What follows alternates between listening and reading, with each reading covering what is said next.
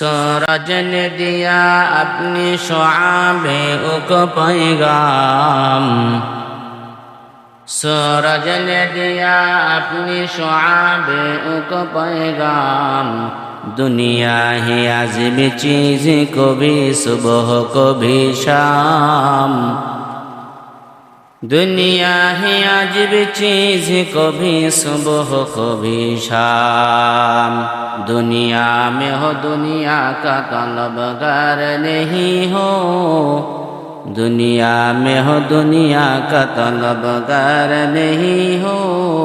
बाजार से गुजर हो खरीदार नहीं हो, बाजार से गुजर हो खरीदार नहीं हो।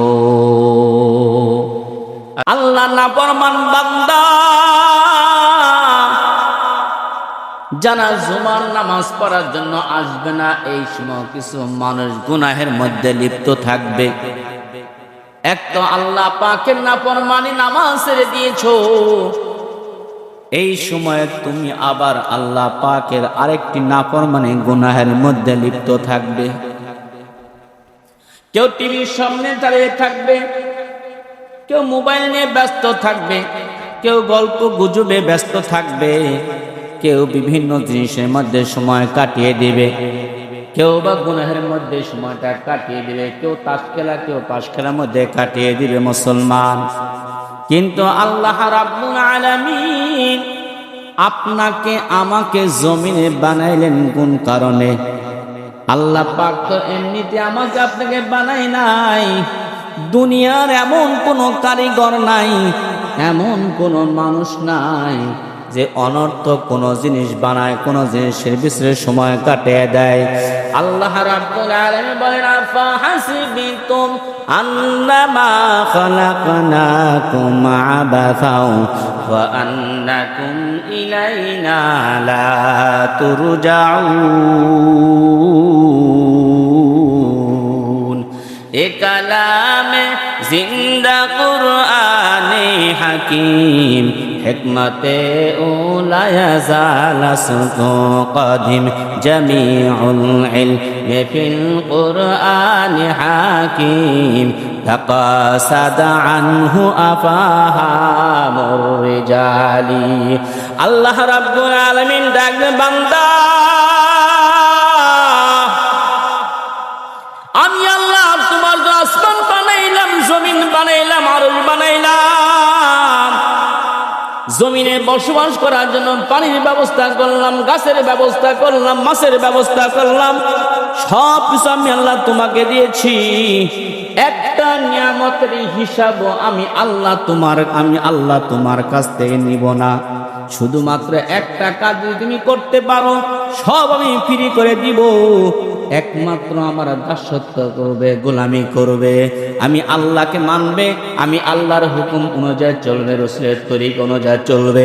এই কাজ যদি তুমি করতে পারো বান্দা, আমি আল্লাহ তোমার জন্য যা বানাইলাম, যা তুমি চোখে দেখো অথবা দেখো না, যা তুমি শুনছো অথবা শোনো নাই, আমি আল্লাহ সব তোমার জন্য ফ্রি করে দিলাম।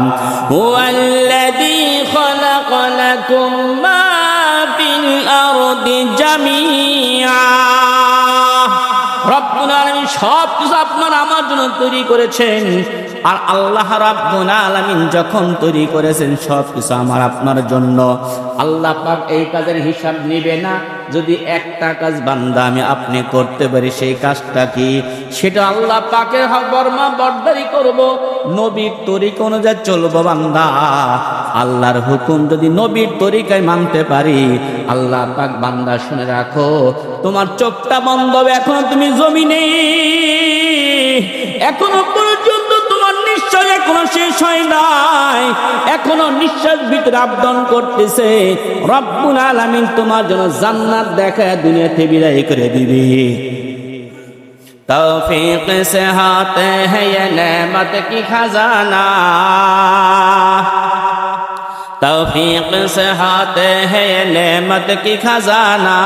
हर मर्द की ताकत के है उर्द निशाना, हर मर्द की ताकत के है उर्द निशाना। और अल्लाहर बंदा বান্দা নবীর উম্মতের দল।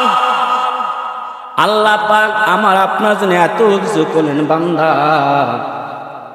শুধুমাত্র আমাকে একটা হুকুম দিয়েছেন, বান্দা শোনো কেন তোমাকে তৈরি করেছি। ওয়ামা খালাকাতুল জিন্না ওয়াল ইনসা ইল্লা লিয়াবুদুন,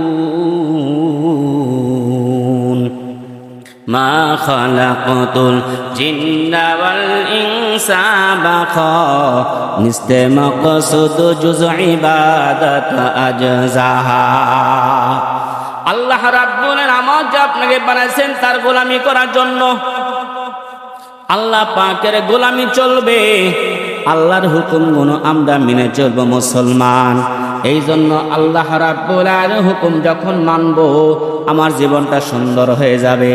আজকে তামাম দুনিয়ার মধ্যে শুধু বিপদের বিপদ, দুনিয়ার মধ্যে যেদিকে সামনে তাকায় সেদিকে সমস্যা, যেদিকে পাও বাড়ে সেদিকে সমস্যা, যেদিকে হাত বাড়ে সেদিকে সমস্যা, যেদিকে চক্ষু দিই সেদিকে সমস্যা। রাজনৈতিক থেকে নিয়ে অর্থনৈতিক পর্যন্ত, সমাজ থেকে নিয়ে পার্লামেন্ট পর্যন্ত, রান্নাঘর থেকে নিয়ে পার্লামেন্ট পর্যন্ত, সংসদ ভবন পর্যন্ত সব জায়গাতে সমস্যা। কেন জানেন? আমরা একটা সমস্যায় আছি, আমার রবের হুকুম মানি না। আমি আমার স্রষ্টার হুকুম যদি মানতাম, আমি আমার রবের হুকুম যদি মানতাম, আর রসুলের তরিকা অনুযায়ী যদি বান্দা আমরা জীবনটা অতিবাহিত করতে পারতাম, আল্লাহ রাব্বুল আলামিন আমাদের সব জায়গাতে সফলতা দান করতেন। সাহাবায়ে কেরামের জামানার দিকে তাকায় দেখেন, তাদের ঘর ছিল না, তেমন বাড়ি ছিল না, অর্থনীতি দুর্বল ছিল, কিন্তু আল্লাহ পাক তাদের দেশটাকে শান্তি দ্বারা পরিপূর্ণ করে দিয়েছিলেন। কোনো সমস্যা তাদের হয় না। যত আল্লাহ পাকের যত বিপদ আসছে, ধৈর্য ধারণের মাধ্যমে, আল্লাহকে স্মরণ করার মাধ্যমে, নামাজের মাধ্যমে সব সমস্যার সমাধান করে দিয়েছেন সাহাবায়ে কেরাম রাদিয়াল্লাহু তাআলা। এজন্য আল্লাহ পাকের স্মরণ অন্তরের মধ্যে রাখতে হবে। আল্লাহ পাকের স্মরণ যখন কোনো বান্দা অন্তর রাখবে, বান্দাকে আল্লাহ পাক সব সমস্যার সমাধান আল্লাহ রাব্বুল আলামিন দিয়ে দিবেন।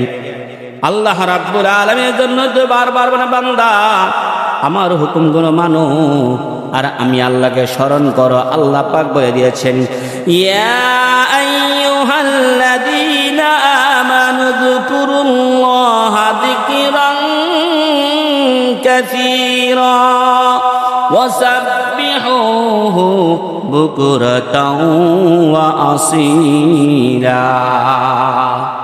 আজকে তোমরা সকাল ও সন্ধ্যায় বেশি বেশি জিকির করো, আল্লাহ পাককে স্মরণ করো, আল্লাহর হুকুমটা মানো, সকাল সন্ধ্যা বেশি বেশি জিকির করো।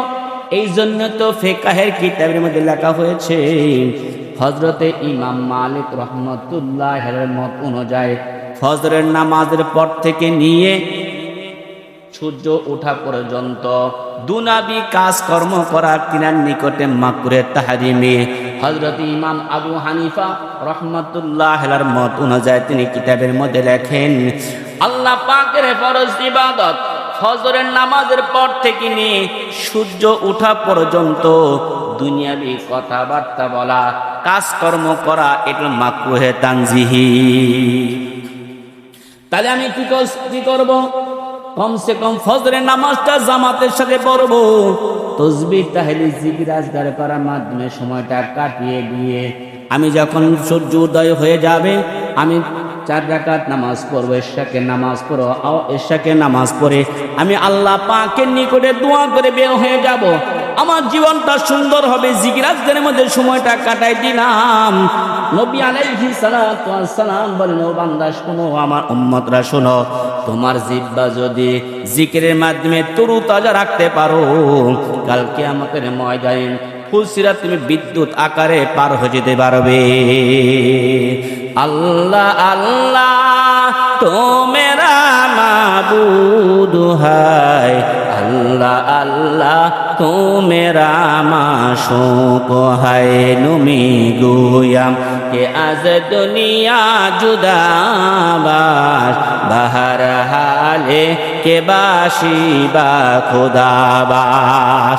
অনেকে মনে করে হুজুর তাহলে কি আমরা ব্যবসা বাণিজ্য কাজকর্ম দোকানপাট চাকরি বাকরি সব বাদ দিয়ে আমরা তাহলে আল্লাহ পাকের জিকিরের মধ্যে লেগে থাকবো, মসজিদের মধ্যে সবসময় পড়ে থাকবো? না না, সাহাবায়ে কেরাম মসজিদে সবসময় পড়ে থাকে না। সাহাবায়ে কেরাম ব্যবসা বাণিজ্য করেছেন, সাহাবায়ে কেরাম চাষাবাদ করেছেন, সাহাবায়ে কেরাম কৃষি কাজ করেছেন, সাহাবায়ে কেরামের যুবকরা রাষ্ট্র পরিচালনা করেছেন, সংসদ তারাও চালিয়েছেন। কিন্তু তাদের দুনিয়ার কোনো কর্মকাণ্ড আল্লাহর হুকুম মানার ব্যাপারে কোনো বাধাগ্রস্ত হইতে পারে না। ওরে আল্লাহর বান্দা নবীর উম্মতের দল, আল্লাহ পাকের বান্দারা কি করেছেন? সাহাবায়ে কেরাম রাদিয়াল্লাহু তাআলা আনহু, আল্লাহ নবীর বিশিষ্ট সাহাবী হযরতে তালহা রাদিয়াল্লাহু তাআলা আনহু দীর্ঘদিন পর্যন্ত তিনি সফরে ছিলেন, ব্যবসার কাজে দূরে ছিলেন।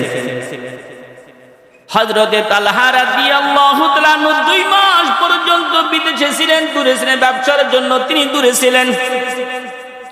2 মাস পরে যখন তিনি বাড়িতে আসলেন, বিবি তিনি অত্যন্ত সম্মান সে বাড়িতে ঢুকাইলেন।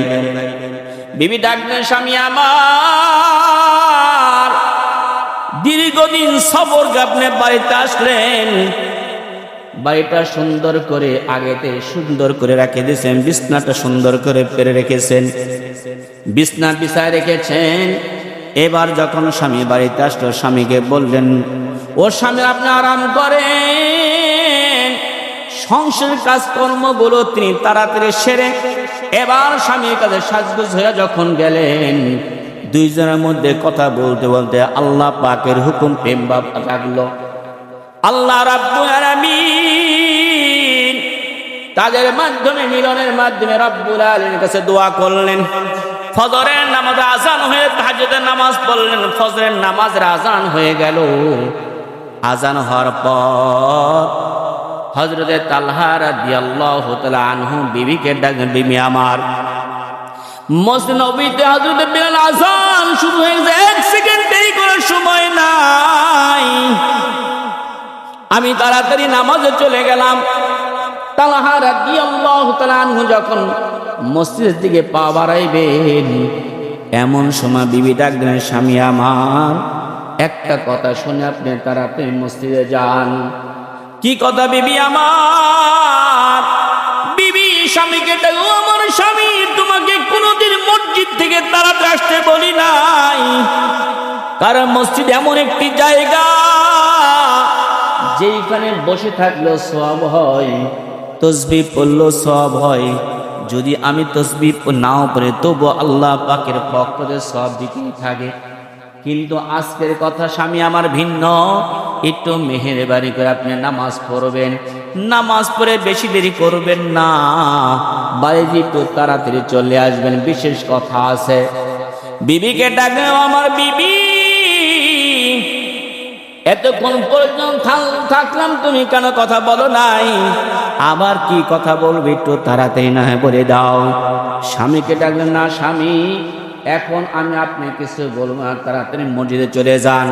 নামাজের রাসূল সাল্লাল্লাহু আলাইহি ওয়াসাল্লাম নামাজ ইমামতি করলেন। সালাম ফিরানোর পরে দেখো, আমার তালহা সুকিনা, আমার তালহা সাহাবী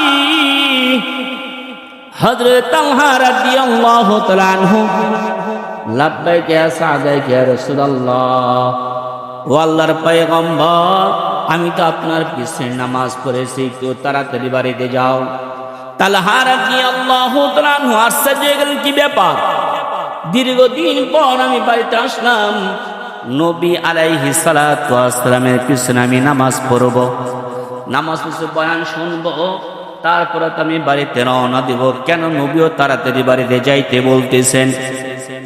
আমার বিবিও বললেন, তাড়াতাড়ি আসো। তালহা রাদিয়াল্লাহু তাআলা বলেন, ও আমার পয়গম্বর, আজকে তো আমি তো আপনার বয়ান শুনবো, তারপরে আমি আপনার বাড়িতে যাব। নবী আলাইহিস সালাম বলেন, তালহা, আজকে তোমার জন্য কোনো বয়ান নেই, কোনো নসিহত নাই, তুমি চলে যাও, বাড়িতে যাও, তাড়াতাড়ি চলে যাও। বাড়িতে যাওয়ার পর দেখতে পাচ্ছেন কি আওয়াজ, এখনো বাড়িতে পৌঁছে নেই, শুধু কান্নার আওয়াজ আর দুয়ার আওয়াজ হচ্ছে আল্লাহ পাকের নিকটে। হযরত তালহা রাদিয়াল্লাহু তাআলা আনহু দোয়া করতেছেন, উম্মে উবাইস রাদিয়াল্লাহু তাআলা আনহা দোয়া গো, রব্বুল আলামিন, তুমি আমাকে ধৈর্য ধারণ করার ক্ষমতা দিয়েছো, আমার স্বামীকেও তুমি ধৈর্য ধারণ করার ক্ষমতা দিয়ে দাও। আল্লাহ আল্লাহ তো মেরা মাবুদ হায়, আল্লাহ আল্লাহ তো মেরা মাশুক হায়। উম্মে উবাইস রাদিয়াল্লাহু তাআলা আনহু দোয়া করে আল্লাহ পাকের কাছে কান্নাকাটি করতেছেন।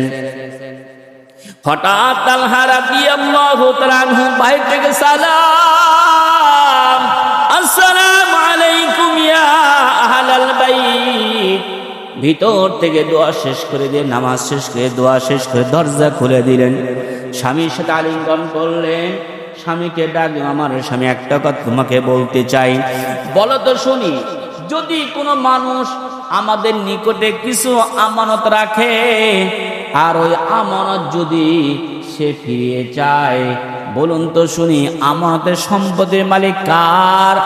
আমানতের যে সম্পদ, সেই সম্পত্তির মালিক কে? তালহা রাদিয়াল্লাহু তাআলা বললেন, আমানতের যে সম্পদ, এটার মালিক তো আসল মালিক যিনি, তিনি তার মালিক। হযরতে তালহা রাদিয়াল্লাহু তাআলা আনহার বিবি উম্মে উবাইস রাদিয়াল্লাহু তাআলা আনহা বলেন, আমার স্বামী, এটাই তো ঠিক, আল্লাহ রাব্বুল আলামিন আপনার আমার মাধ্যমে আল্লাহ পাক একটি আমানত আমাদের কাছে দিয়েছিলেন। আল্লাহ পাক সে আমানতকে উঠিয়ে নিয়ে যদি যায়, আপনার কি কোনো কষ্টের বিষয় আছে কিনা? না, তা তো কষ্টের কোনো বিষয় নাই। এবার দেখেন, স্বামী আমার, গতকালকে আপনার যে আমানত ছিল, আমার সন্তান ছিল, সন্তানটা দুনিয়াতে বিদায় নিয়ে চলে গেলেন। এই জন্য আমি আপনাকে বলি, কথাটা বলতে হযরতে তালহা রাদিয়াল্লাহু তাআলা আনহা বললেন, ও আমার বিবি, তাহলে কেন তুমি এতক্ষণ পর্যন্ত গোপন রাখলি? তাই তো আমার সন্তান আমি আসলে দৌড়ে আমার কাছে আসতো, আমার থেকে জিনিস বারবার চেয়ে নিত, বেছে বেছে জিনিসগুলো নিত। আজকে এখনো পর্যন্ত আসে না, তুমি বলছো ঘুমিয়ে আসেছে।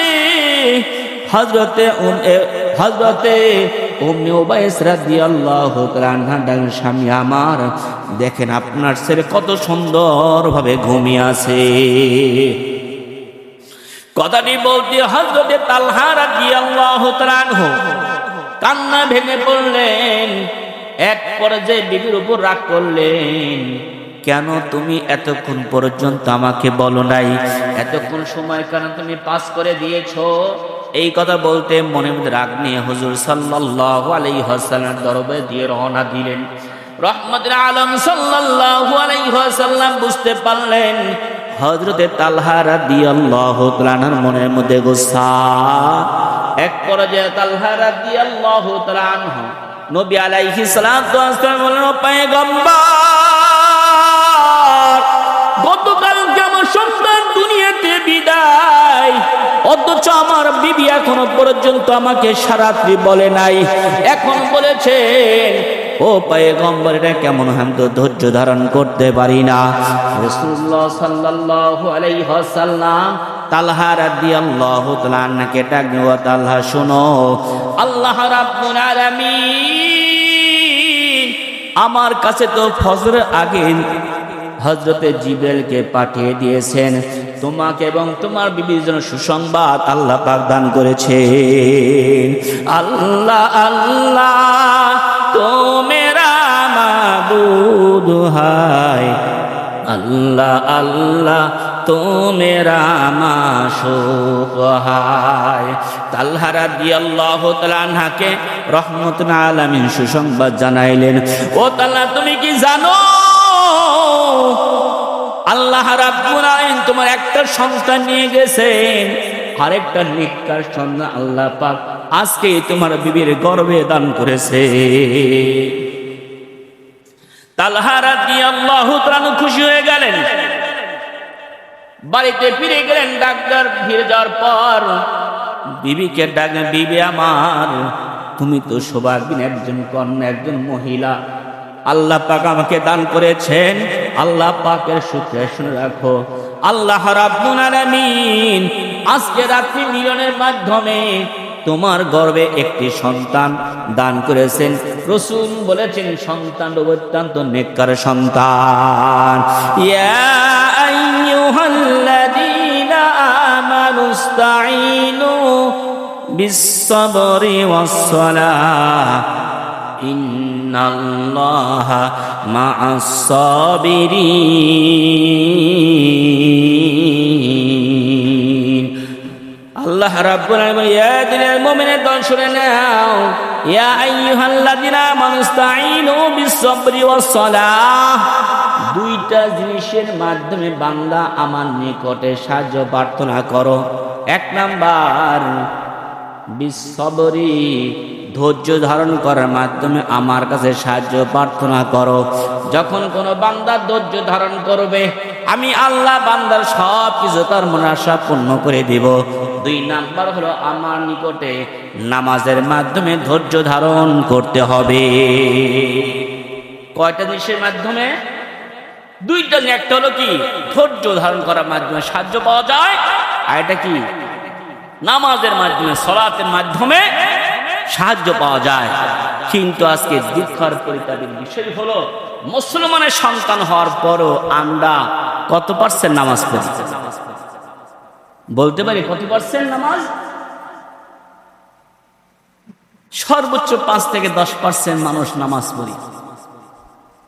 দুঃখের বিষয় আজকে মুসলমানদের উপর কেন নির্যাতন হবে না? মুসলমানদের উপরে কেন জুলুম চালু হবে না? একটাই করো, আমরা তার রবের সাথে সম্পর্ক ছেড়ে দিয়েছি। যে যাকে ভালোবাসে সে কাজ করতে কোনো অসুবিধা হয় না।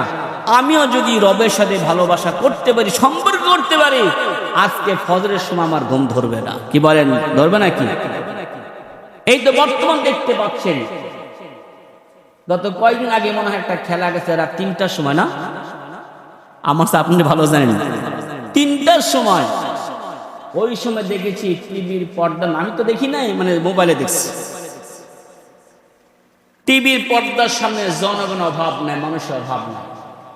অথচ ওই লোকটাকে যদি বলা হয় ভাই একটু ফজরের সময় মসজিদে আসে না, ভাই আমার ঘুম ছাড়ে না, এরকম ঘুমানো মানুষ নাই।